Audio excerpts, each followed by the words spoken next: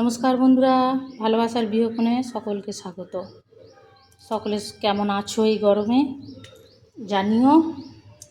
আজ আমি তোমাদের কাছে চলে এসেছি আর নতুন ভিডিও নিয়ে চলে এসেছি।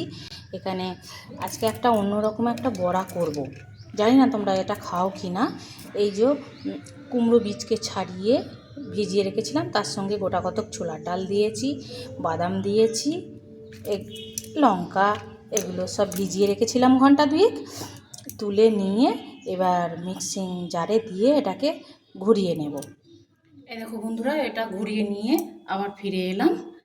এইবার এটাকে ভেজে নেব, বড়া করে নেব।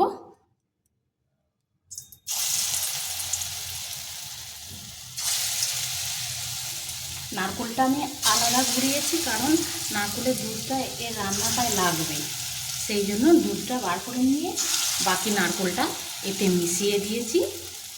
আর এতে একটু হিং, আদা, নুন, মিষ্টি সব দিয়েছি।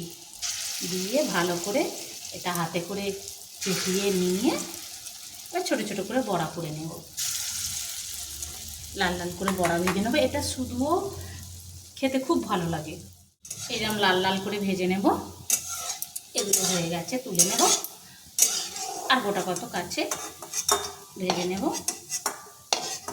গ্রেভিটা তৈরির জন্য কড়াতে সাদা তেল দিয়ে দিয়েছি, একটু তেজপাতা দিলাম, শুকনো লঙ্কা দিলাম, একটু জিরে দিলাম।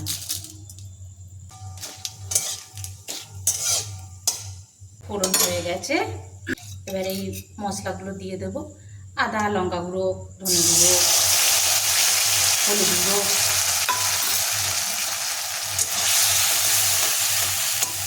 দিয়ে এটাকে ভালো করে কষিয়ে নেব।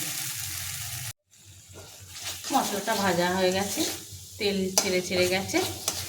এইবার ওই নারকেলের দুধটা রেখেছিলাম, তাতে একটু কাজু বাদাম আর গরম মশলা দিয়ে একটু মিক্সিতে গুঁড়িয়ে নিয়েছিলাম, ওটা দিয়ে দিলাম। বাটিটা ধুয়ে একটু জল দিয়ে দেব। জলটা একটু বেশি করেই দিয়েছি, কারণ বড়াতে জলটা টেনে নেবে। এবার একটু নুন দেব আর একটু চিনি দেব।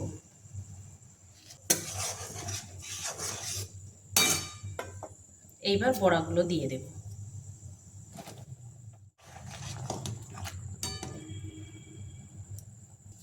নামানোর আগে একটু কসৌরি মেথি দিয়ে দেব।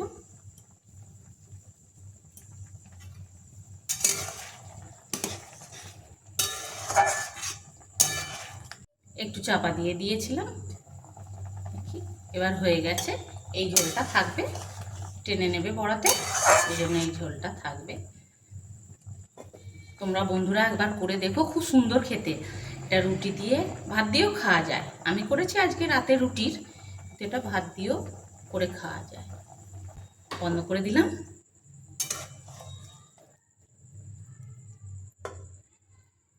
টাটা বন্ধুরা।